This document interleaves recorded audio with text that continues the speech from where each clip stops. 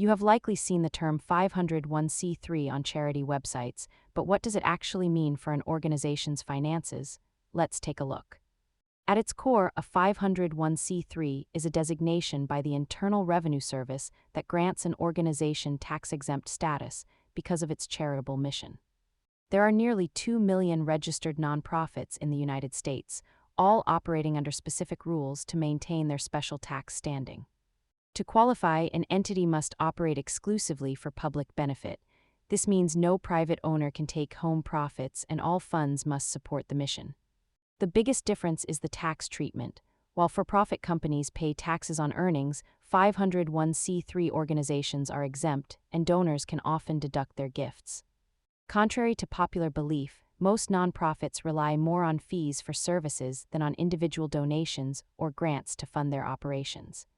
Remember that nonprofit is a tax status, not a business model. They still need to generate revenue to survive and fulfill their stated purpose. Understanding these designations helps you make informed decisions about where you donate. Don't forget to subscribe for more money basics.